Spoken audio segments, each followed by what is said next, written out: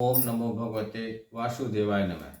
नमस्कार, मैं ज्योतिषाचार्य वरुण प्रकाश ज्योतिष के आज के संस्करण में आप सभी श्रोताओं का, आप सभी दर्शकों का स्वागत करता हूं।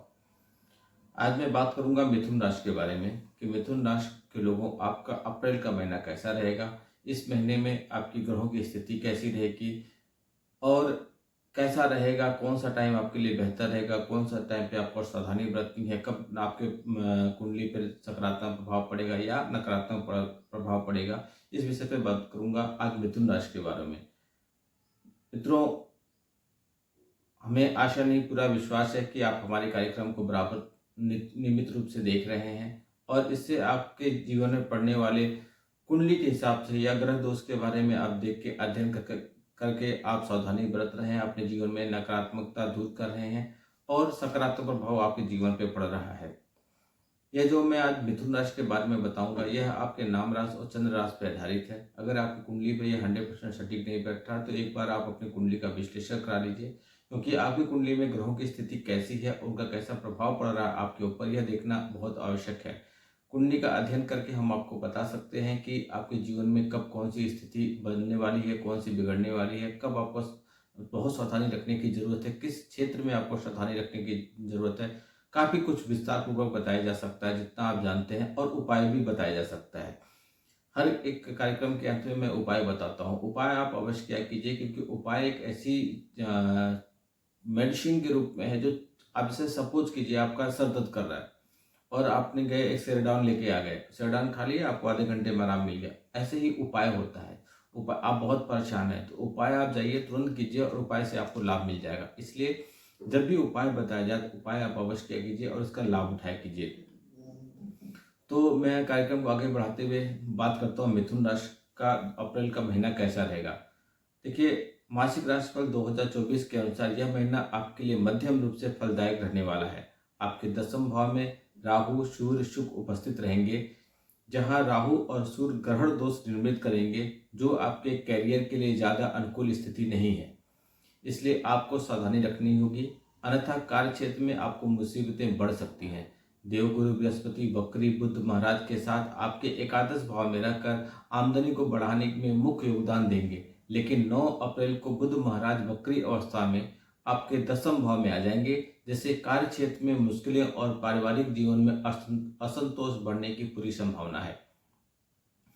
पारिवारिक सदस्यों के स्वास्थ्य पर भी विपरीत प्रभाव पड़ने की संभावना है। आपको किसी से भी कहासुनी करने या झगड़ा न करने की मैं सलाह देता हूं, क्योंकि हाथापाई की नौबत भी आ सकती है, लड़ाई झगड़े उग्र हो सकते हैं। इससे बचने के लिए खुद को शांत रखिएगा और वायदा रहने की मतलब ये कोशिश कीजिएगा कि आप कोई वादा मत तोड़े और वाद विवाद जो भी हो उससे आप दूर रहिए। वैवाहिक जीवन के लिए यह महीना बहुत बढ़िया रहने वाला है। आपके प्रेम संबंधों की बात करें तो जो आपको उनसे मिले जुले परिणाम की प्राप्त होने की आप उम्मीद रख रहे हैं प्रेम जीवन में, वह सारे परिणाम आपको मिलेंगे। आपके बीच प्रेम की भावना तो रहेगी, लेकिन बाहरी तौर पे आप एक दूसरे को समझ पाने में थोड़ा सा आप असहज महसूस करेंगे। यदि आप थोड़ी सी प्रतीक्षा और करें तो विदेश जाने का सपना आपका साकार हो सकता है। जो लोग विद्यार्थी हैं उनके लिए महीना अनुकूल रहेगा। बड़े भाई बहनों का सहयोग आपको मिलता रहेगा और इतना सहयोग मिलेगा कि आप बहुत खुश जाएंगे, फूले नहीं समाएंगे। स्वास्थ्य को लेकर कुछ समस्याएं आपके साथ आ सकती हैं। अब मैं विस्तार पूर्वक बात करूंगा कि कार्य क्षेत्र के हिसाब से आपका कैसा रहेगा मिथुन राशि वालों अप्रैल का महीना। देखिए, मिथुन राशि वालों करियर के दृष्टिकोण से यह महीना उतार चढ़ाव से भरा रहने वाला है।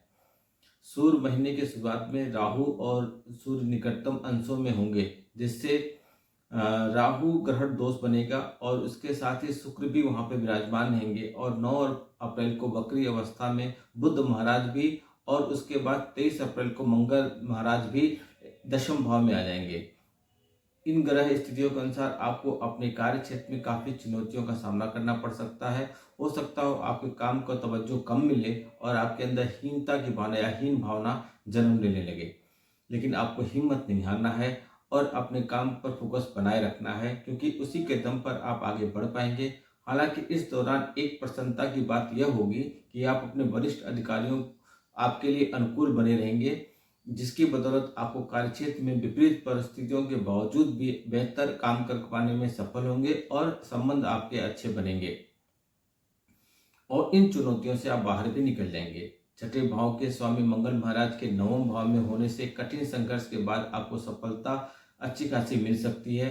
जहां तक व्यापार करने वाले जातकों के सवाल है तो वह महीने की शुरुआत में ही अपने व्यापार में अच्छे प्रदर्शन की उम्मीद करनी चाहिए। अच्छे प्रदर्शन आप करेंगे, आपका प्रदर्शन दिन प्रतिदिन सुधरेगा, जिससे आपको व्यापार में गतिशीलता भी बढ़ेगी और व्यापार में उन्नति के योग भी बनेंगे। आपको कुछ महत्वपूर्ण रसूखदार या उम्रदराज लोगों का सहयोग मिलेगा, जो आपके व्यापार के लिए बहुत ही बड़ी संपदा बनेंगे और आपके व्यापार को आगे बढ़ाने में आपकी मदद करेंगे।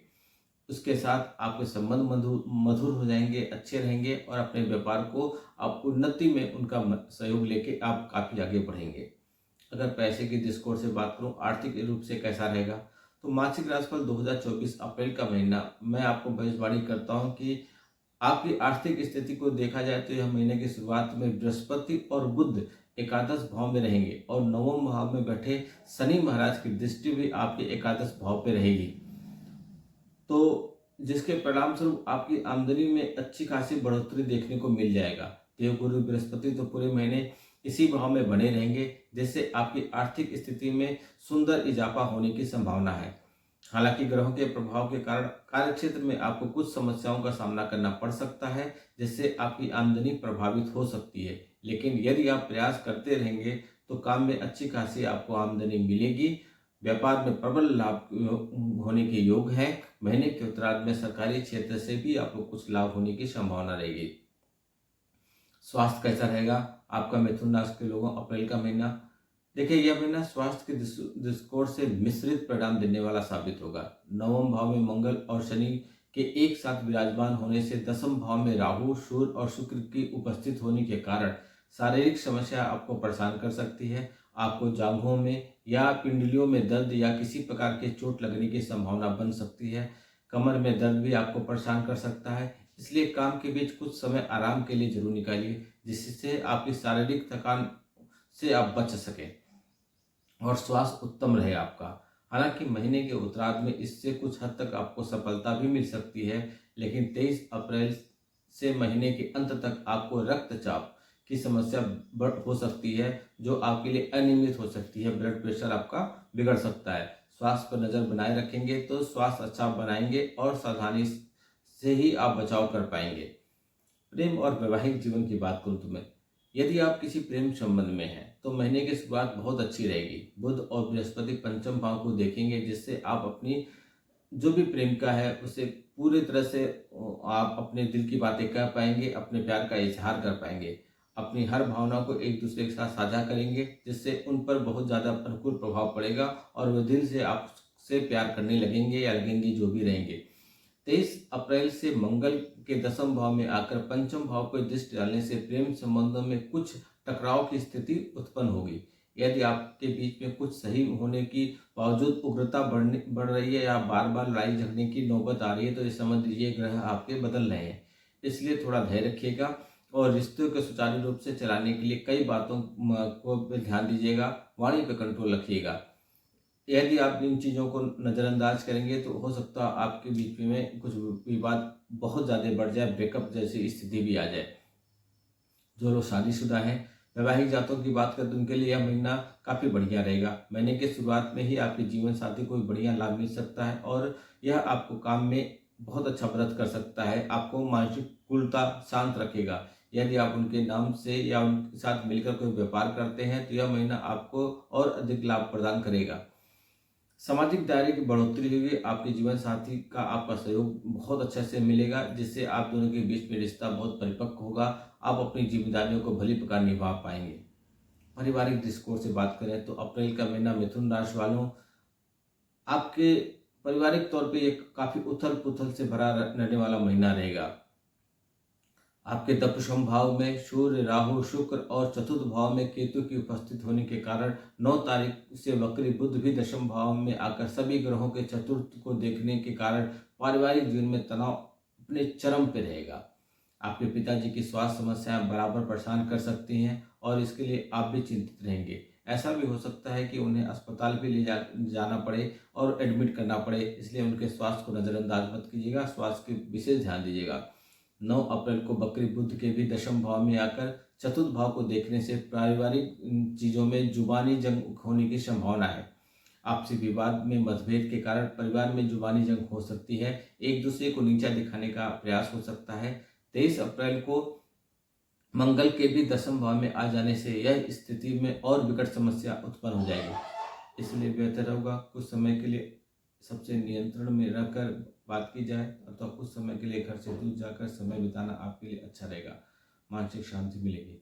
भाई बहनों का सहयोगी रवैया जब तक महीने के उत्तरार्ध में सूर्यदेव के साथ है तब तक बहुत अच्छा रहेगा। 13 तारीख को मेष राशि में चले जाएंगे, जिससे आपको दिखाई देगा कि आपके लिए लोग अच्छे खासे बदलाव कर रहे हैं, मदद कर रहे हैं, आर्थिक रूप से आपको लाभ मिलेगा। आपको उपाय करना है। उपाय के तौर पे आपको कुष्ठ रोगियों की सेवा करनी चाहिए। बुधवार के दिन नाग केसर का पौधा लगाइए। मंगलवार के दिन लाल अनार किसी मंदिर में आप रख के आ जाइए। प्रतिदिन भगवान विष्णु की उपासना कीजिए और विष्णु सहस्त्रनाम स्तोत्र का पाठ कीजिए।